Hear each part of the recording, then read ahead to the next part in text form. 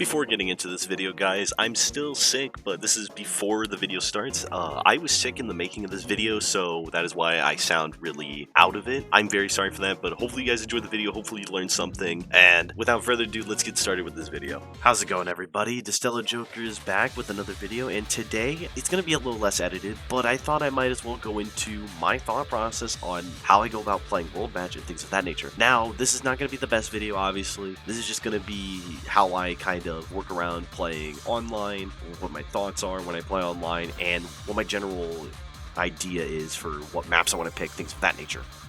So, going into World Match, and I will probably have to cast over some of these in case I get a little heated, but first things first, I usually tend to always pick a plate that is not double ring engine on my first series of games. Now, the reason I do this is actually because I don't want to have the feeling of 100 handling at the very start of a session. The big thing with 100 handling is that when you get used to 100 handling and you try to play other builds without 100 handling, it makes it feel so much worse, and it makes it feel like you can't really do anything. It feels like there's not much you can do.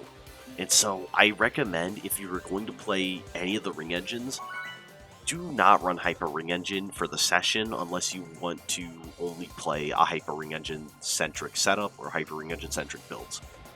It is mainly for the fact that Hyper Ring Engine is one of those builds that it's mainly a build that you want to always pair with Ring Engine.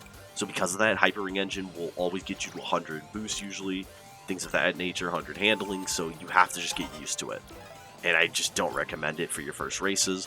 Now, going into picking a map, since I'm running a single ring engine setup, I'm going to opt into just any track. I don't really have a preference. I like Donpa a lot personally because it's a very skill-based track. There's a lot of skill expression on the track. And genuinely, any build can really work on a lot of these tracks, but I always recommend looking at the tracks that are in rotation. The tracks in rotation are what should decide what build you want to run. So the fact that I'm running a single ring engine build, because of how consistent, adaptable, and versatile it is, I can kind of run it on whatever race I want. There's not really too much to go about, figuring out what to do with it, things of that nature. So, for lack of better terms, any track that you feel comfortable on, you should be rocking with this build. Now, if you struggle to get level 3 start boost, and you're kind of confused on why you can't do it, as soon as the 2 is fully in place, or shit. Editor, cut that out. Oh yeah, wait, I'm the editor. I'm an idiot.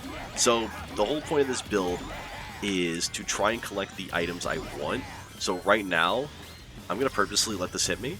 Most people would actually let it not hit them. The reason I wanted it to hit me is because it's about 15 seconds in the race, and I could get a Wisp Laser from the position I was in. I had a very good chance of it. Now, getting hit here doesn't matter too much. What matters is I just got to get those rings back. It's fine to hit this here. Again, I'm not too worried about this first stretch, and I let go of accelerator here. Now, the car was not in the perfect position for me, and this guy behind me is going to hit me, but again, I'm not too worried about this guy hitting me. I'm not too worried about this either, because I know this lobby is not like the craziest one, so I don't have to stress too much, but depending on the track, I don't have to stress at all. So like for this track, I don't have to stress too much, because Holoska is one of these tracks that anyone can catch up. Like, again, I can get hit right there, and no one's going to get away from me because we're all about to get into a section that's all about jumping. And forced jump sections are the worst for players trying to get a front run started, unless you have a very hyper trick focused build. So just make sure every time you're jumping, you do a front trick, because front tricks propel you forward. And on Holoska specifically, you can hug this right wall, and these waves won't hit you. And then you do like one level 3. Usually it's best to hold the level 3 out of the gate, so that way that level 3 gives you the maximum uptime, and then you don't get that unnecessary airtime that I just did. And the big thing, again, just trying to stay behind people that have attack items, because as long as they have gloves and things of that nature, or slicers, they're going to want to target each other. So making sure I'm out of their way is best. So now these people are going to be eating the slice or the weights for me. Now my only goal here is to ensure that I protect myself at all costs. This is usually not safe, but because I know the guy behind me has a shield and he's not willing to hold it, it's better to go for it now, and then this laser can be used to save me. It's like whatever this was, this laser will save me, and I get the extension here. Now, this is really bad. It's unfortunate because everyone else can take the cut if they were good, so that was an improper use of my laser. I should have, this is what I was saying about that was bad for the Wisp earlier. is because with the Wisp, I can actually cut the off-road at the end here, or use that to dodge what item's going to actually come down. And then that laser can actually be used to defend myself from like a KBB going into the Donpa cut, because it'll actually shoot through the Donpa track car section, and that allows you to immediately shoot past it and stay on the main path. It is something that is very, very important to understand, and bad item use like that is actually how a lot of players get killed. I got really lucky that no King Boom Boo actually showed up after I used laser. That was genuinely very lucky. So, you gotta understand that just because a shortcut looks enticing, do not go for it like I just did. That is one of the easiest ways to actually get yourself killed, but I wanted to go for it just because I wanted to get away from the pack, because I knew the pack was very attack heavy. They were very aggro and they wanted to attack each other. So it was very, very aggressive, and I just couldn't deal with that because my setup was all about just holding that Wisp laser until I absolutely needed to use them, and I almost just botched the race for myself because I'm an idiot. Going into the next set of races, all three of these tracks are actually really good for a trick build. So I'm actually going to use my trick build here, and the big thing is, I don't mind any of these tracks. I think these are all okay tracks for trick builds. It's not perfect by any means, but I think they're all alright. I'm going to pick Water Palace personally. Now, Water Palace is not the best track to pick here for a lot of players. I actually like Water Palace as a track because in Water Palace, you can actually use Excel releasing to your advantage. Now, again, there are a couple people that are running double ring engines, so my item play is going to have to be a little more aggressive. I think that Eggman is running it based on his build, so I'm going to have to target this Eggman a little bit, especially in the water section, because this guy can run away with this race, especially if the Crossworld's really good for him. It's something that you have to be very, very focused on.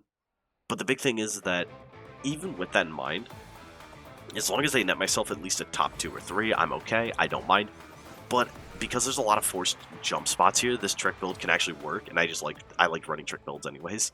So with Eggman Expo, this is a track that is very long. It takes a long time to complete it, no matter what build you run. And depending on what the Crossworld is, it could be very good or it could be very bad. Usually I like to see if I can get like Kraken Bay or Dino Jungle with this build, because getting a ton of rings is amazing. Looks like we have a Dark Chow, so I'm going to slow down just to make sure I get a low place box, get it like a...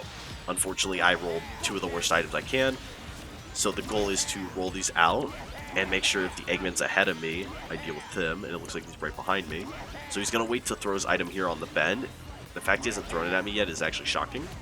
So on bends, it's pretty much near impossible to defend items on bends, because there's no how do I put this? There's no way to like hold items behind you. You can't trail items. And then on Expo, using a mix of Excel releasing and Excel re-engaging can help you a ton for getting through the section good. Unfortunately, we got a really early KBB, which is fine. I don't want Sky Road, but unfortunately it's going to get picked because this was a super, super early King Boom Boo. Looks like someone's going to use Monster Truck, which is perfectly fine with me. And the big thing is, now that everyone's using their items, I'm just going to try to collect my rings, get back up to speed here, and I'm going to throw this bomb back. I actually got lucky to hit the Eggman, but I don't think he got hit. And this Wisp is actually not the best thing, but it's actually going to be very helpful going into this Wonder Museum cut. The big thing, I need to avoid this guy with the tornado. This guy could actually completely ruin my race. So I'm going to purposely take a worse line here, see if I can force him ahead of me. And again, I'm going to take a worse line because I do not want to be within this guy's range at all. And as you see, even the Eggman did the same thing as me. And because I'm behind the Eggman here in the bottom spot, I might be able to get something that can help me. Unfortunately, it really didn't, but that's okay. He's going to eat the KBB for me, which is awesome. He's going to try to hit me with it. Unfortunately, he did not get that. So now the best thing I can do from here is just hold this tornado and do not use this. This is very good for me.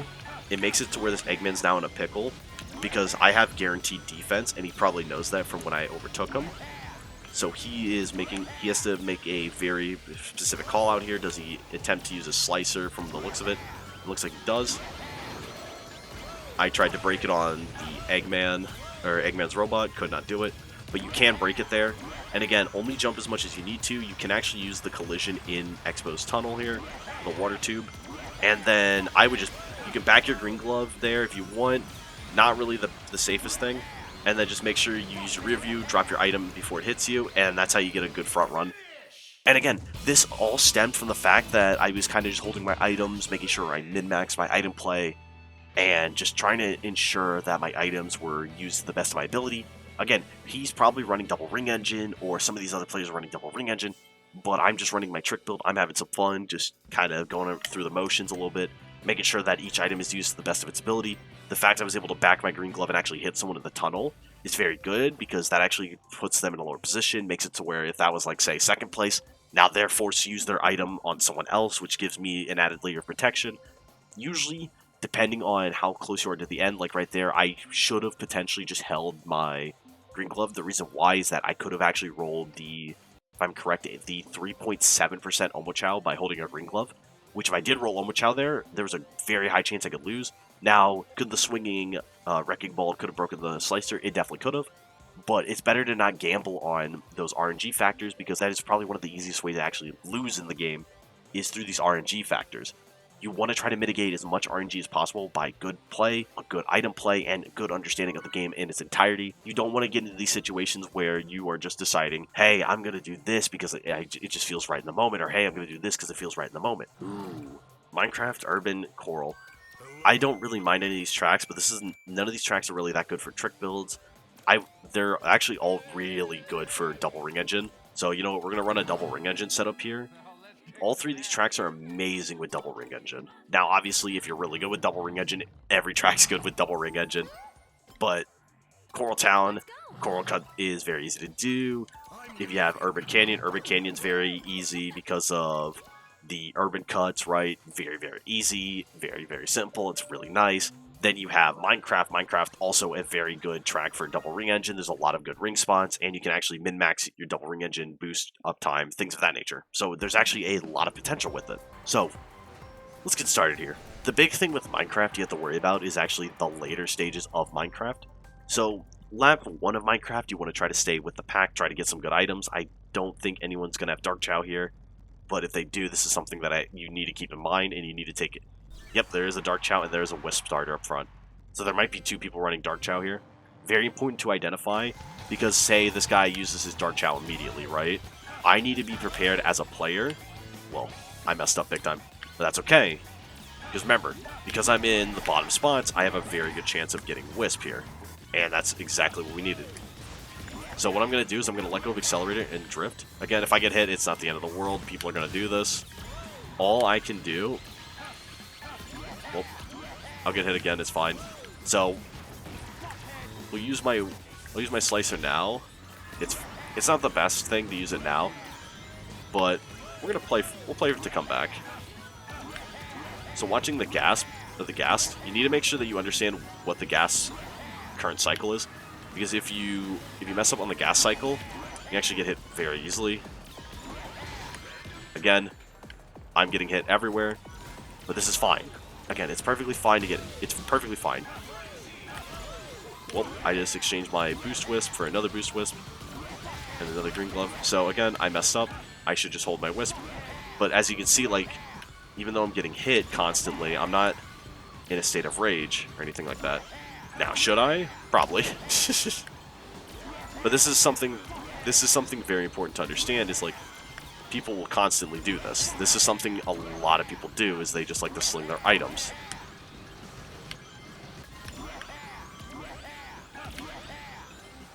And there's KBB. So I'm going to try to ensure that I'm not on the same path as the KBB. And then I'm going to wait to use my boost until the very last second here, so I can get as much value off this Boost Wisp as I can. And I'm going to go for a double box to make sure that I can get 2 items here, because not getting 2 items would suck. And I got probably one of the best rolls I could have. The question is, whoever's behind me, if they're going to go and hit me, try to. So I'm taking a super risky path, mainly because I need to try to save as much time as I can on the Sonic. Unfortunately, that's Dark Chow. This could actually end my race.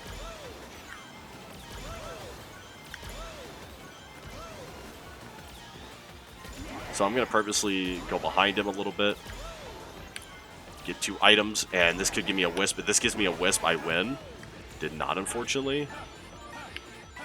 So the big thing is,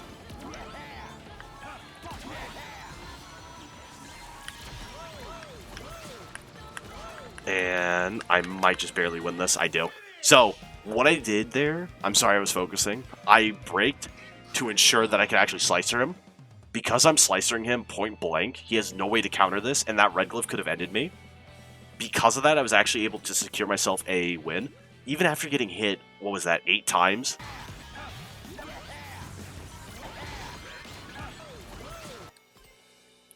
Even after getting hit 8 times, I was able to come back, no issues, still have a good lead, and I outplayed the Sonic because he was holding his red glove. He was going to wait to frame 1 me, and he just never had the opportunity to frame 1 me. And if he would have thrown his red glove back to block my slicer, he actually would have lost anyways, because with how slime works, because I was in second place, my slime would come off before his, and I could start a drift and shake my control stick. So I could actually have this position where I'm like this, and I'm just like shaking it, while maybe going like this, and then redrift and do this on this side, and it would allow me to wiggle out of the slime much faster and get a level 2 or 3 and stack that on the dash panels, which would actually allow me to overtake him because I would be slipstreaming off him as well.